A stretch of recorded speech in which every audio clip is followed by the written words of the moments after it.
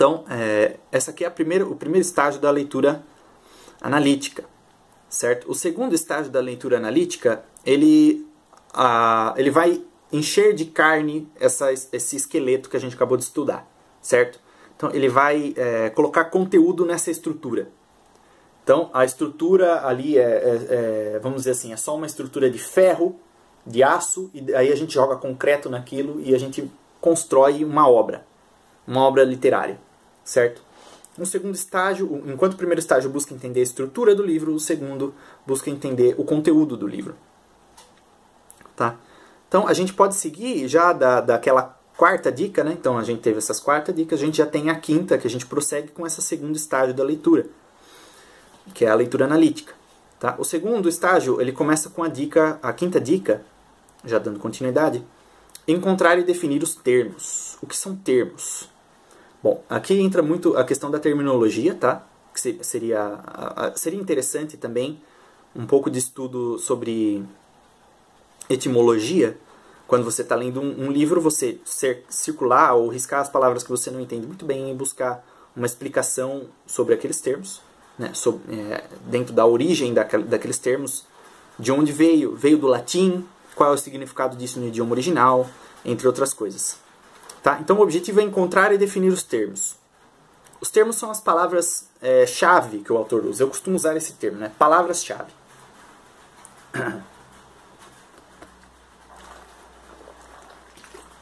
São as palavras que o autor usa que elas têm um significado especial no livro, certo? Se você prestar bastante atenção, e no e-book que eu disponibilizei, eu comentei a respeito disso, o próprio livro do Mortimer Adler, ele tem umas palavras-chave que ele mesmo usa. Por exemplo, a palavra leitura. Tem momentos que ele usa a palavra leitura com significado de leitura elementar. Outros momentos de leitura inspecional. Outros momentos de leitura analítica. Outros ainda de leitura sintópica. Outros ainda de leitura de uma forma mais vulgar, mais geral. Então você tem que saber entender em qual sentido o autor está usando aquelas palavras que ele está usando. Geralmente, as palavras-chave para a compreensão de um texto, elas estão ligadas ao tema principal desse texto. Então, como ler livros, você vai procurar as palavras mais fundamentais, vão ser leitura, concentração, atenção, essas coisas desse tipo, entendeu? Você buscando compreender essas palavras mais fundamentais, você vai ter uma compreensão muito melhor do texto, certo? Então, quando você dividir uma parte, pegar uma parte do texto e começar a ler aquela parte com bastante atenção, você vai perceber que a maioria das palavras que o autor usa, elas são usadas assim, em termos comuns. Significado comum da palavra, né? Popular. Só algumas palavras, eu diria que acho que 1% das palavras que são colocadas num livro realmente são termos, que a gente pode dizer que são palavras que estão sendo utilizadas ali com um significado muito específico, que a gente precisa saber exatamente o que o autor está querendo dizer com aquela palavra. Quem já leu Santo Tomás de Aquino sabe muito bem do que eu estou dizendo. Quando Santo Tomás usa os termos, por exemplo, ato e potência, você sabe que ele está usando aquelas palavras num sentido muito específico. Tá? Então ele está dizendo que a potência é o vir a ser, né? A capacidade, a possibilidade de se tornar, de se atualizar, e o ato é a coisa já atualizada, né? É o ser já em ato. Então o fogo é quente em ato, né? A madeira é quente em potência, porque ela pode ser aquecida, ela pode receber o calor. Então, ali a gente tem a semente, por exemplo, ela pode se transformar numa árvore. Então, você tem ali a potência de uma árvore. Se aquilo for bem cuidado, ela pode se tornar uma árvore, certo? A árvore já é árvore em ato, tá? Então, a gente tem essa explicação de ato e potência dentro de Santo Tomás. Aristóteles também usa esses termos. E muitos outros autores também usam esses mesmos termos, ato e potência, certo? Então, quando você lê Santo Tomás, você sente um desconforto automático na hora que você se depara com esses tipos de palavras, né? Ato e potência, essência, existência, a substância, acidente. Você se depara com essas palavras, automaticamente você sente um desconforto. Esse desconforto, ele sinaliza para você que você não entendeu bem aquela palavra e que aquilo lá é um termo essencial para a compreensão do restante do texto. Então você precisa de um pouco de mais atenção nessas palavras específicas que o autor usa. Eu costumo chamar de palavras-chave. Mortimer Adler usa a palavra termos, né? São os termos do autor. Eu uso palavras-chave que é um pouco mais popular. É uma coisa que a gente pode usar, né, sem muito rigor. tá? Então, a sexta dica, já continuando a respeito dos termos, primeira coisa, a gente tem que encontrar e definir esses termos. Então, a gente tem que saber encontrá-los no texto e saber defini-los, né? Dizer o que o autor quer dizer com aqueles textos. A sexta é encontrar as principais proposições. Então, da mesma forma que a gente vai buscar as palavras-chave, a gente também vai buscar as frases-chave. São as proposições que o autor usa para responder, para tentar responder às perguntas que ele levanta, certo? Então, essas proposições geralmente são juízos, né, expressos ali em forma de proposições, onde ele afirma ou nega algum tipo de coisa, certo? Então, você vai encontrar essas principais proposições. Geralmente, elas contêm um ou mais dos termos ou das palavras-chave que o autor usa. E conseguindo ter a habilidade de encontrar esses termos, essas frases principais do texto, você vai conseguir entender o texto muito mais facilmente. Né? Porque da mesma forma que de todas as palavras que o autor usa, geralmente 1% delas é realmente importante para a compreensão do texto, as outras são usadas em significados comuns. A mesma forma acontece com as frases e parágrafos do autor, certo? Então, na maioria dos casos, são parágrafos que estão discorrendo sobre outros parágrafos. Esses parágrafos principais é que são os mais importantes. Os outros geralmente estão falando sobre ele, né? Sobre esses parágrafos mais importantes, essas frases mais importantes. Então, a gente tem que ter a habilidade de encontrar essas palavras mais importantes e essas frases mais importantes nas proposições, onde o autor geralmente faz alguma afirmação ou alguma negação, né? Diz alguma coisa, né? Expressa um juízo ali em forma de uma proposição. E esse juízo pode ser verdadeiro ou falso, certo? Então, quando Mortimer Adler, por exemplo, diz que a leitura deve ser feita de uma forma ativa, não, ele vai discorrendo a respeito do tema, aí chega uma hora que ele explica uma questão-chave a respeito da leitura analítica. Ou da leitura, vamos a um exemplo que a gente já discutiu, a leitura investigativa, né? A leitura que a gente faz só de averiguativa, inspecional, que é o melhor termo, né? A leitura inspecional, o principal fator que diferencia ela da leitura analítica é o fator tempo. Então, isso é uma afirmação que pode ser verdadeira ou falsa, certo? Isso aí é importantíssimo para a gente poder compreender o que é a leitura inspecional e qual é a diferença dela para os outros níveis de leitura, certo? E como fazê-la da forma correta. Tá? Então, isso aí é uma frase-chave para você compreender o que é a leitura inspecional. É uma frase-chave dentro do livro, certo? Assim como a gente encontra os termos, né, as palavras e as frases, a gente também tem que encontrar os argumentos desse autor. Então, encontrar os argumentos, a gente basicamente vai juntar essas frases-chave nessas proposições desse autor.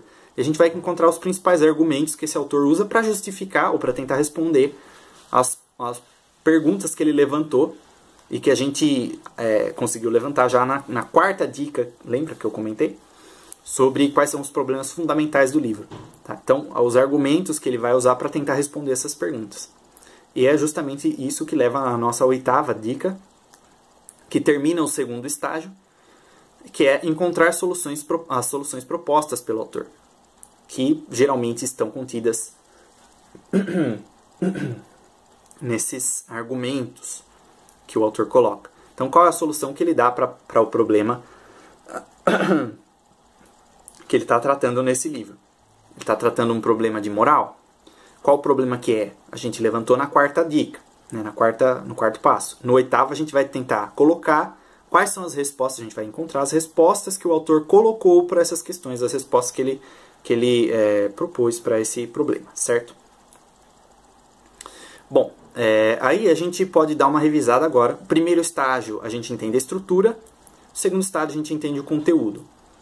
O primeiro passo é classificar o livro, colocar ele dentro da biblioteca imaginária. O segundo passo é expressar a unidade do livro com o menor número de palavras possível, e de preferência com as nossas palavras, né, sobre o que o livro está dizendo, o que o livro quer dizer. Né? O terceiro passo é expor as principais partes e as suas ligações, né, consigo mesmas e com o todo. Que eu usei o exemplo da catedral gótica e da casa, as ligações que ela tem uma com as outras e com o todo. O quarto passo é quais são os problemas fundamentais que o autor busca responder. Né? Então, levantar os problemas propostos pelo autor. O quinto passo é encontrar e definir os termos, ou as palavras-chave, como eu disse. O sexto passo é encontrar as principais frases-chave, né? As proposições do autor. O sétimo passo é encontrar os argumentos do autor. Né? Então, uma coisa está ligada na outra. E o oitavo passo que é levantar, né? Encontrar as soluções propostas pelo autor para os problemas que ele levantou. Tá? A partir daí, a gente já pode ir para o terceiro e último estágio da leitura analítica, que é a parte da crítica. Aqui tem um pouquinho uns fundamentos, né, alguns fundamentos de crítica literária, mas é coisa bem superficial, tá? Então, o terceiro estágio ele tem menos passos, ele tem somente 3 passos.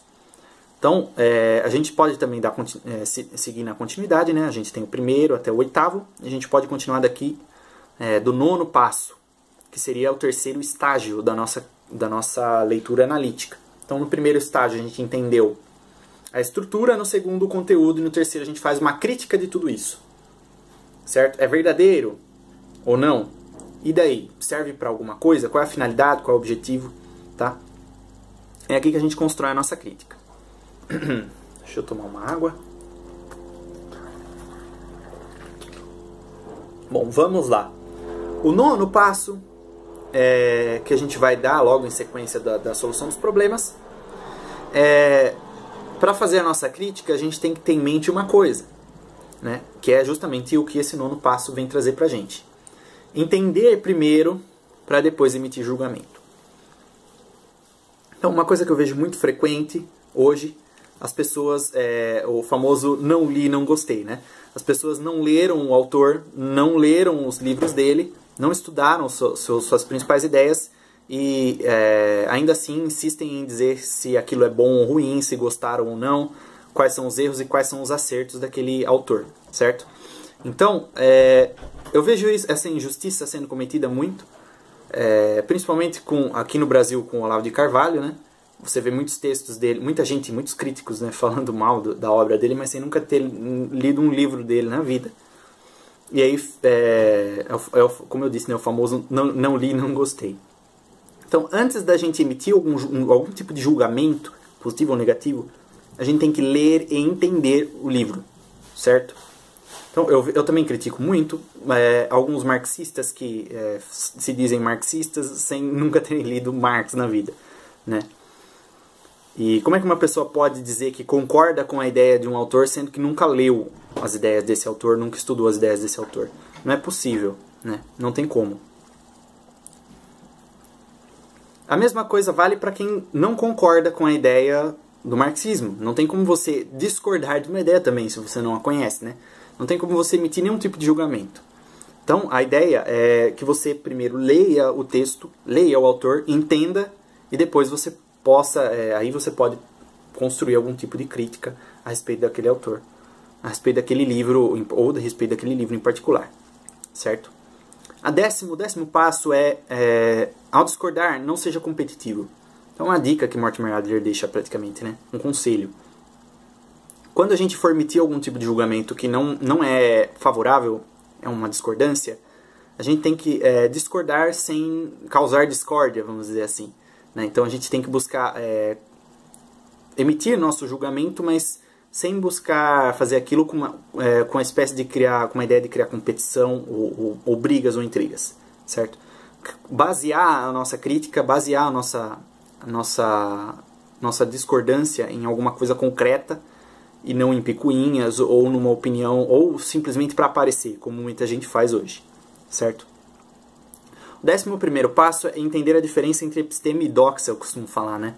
Mortimer Adler fala sobre conhecimento e opinião. Eu uso já os termos no grego, né? Episteme e doxa. A episteme é o conhecimento mesmo, né? Por isso que a gente fala em epistemologia. Então, você, por exemplo, sabe que um cachorro é um mamífero. Ou você sabe disso ou você não sabe. Não tem como você emitir opinião a respeito disso. Entendeu? Eu falo, um cachorro é mamífero. O cachorro é um mamífero. Você diz, eu não concordo com isso. Eu não concordo com essa sua opinião. Não, peraí, mas isso aí não é uma opinião. Né? Isso é um fato, é um conhecimento. Então, pertence ao campo da episteme, do conhecimento. Ou você sabe ou você não sabe. Não tem como você concordar ou discordar de uma coisa que é um fato, certo? Caiu um prédio, né, que nem o Olavo costuma falar. Não tem como você discordar ou concordar com isso. O prédio caiu e ponto. Ou você sabe que ele caiu, viu ou ficou sabendo, ou você não sabe. Ou você desconhece, ou você conhece um fato. A doxa é a opinião, certo? Então, a gente tem que saber a diferença entre o conhecimento e a opinião. Para a gente ter uma noção clara do que a gente está falando é uma mera expressão de uma opinião pessoal nossa, ou se a gente realmente está embasando a nossa discordância ou a nossa concordância num conhecimento concreto, num fato concreto, numa verdade, certo? Ou somente em uma opinião, uma mera opinião pessoal.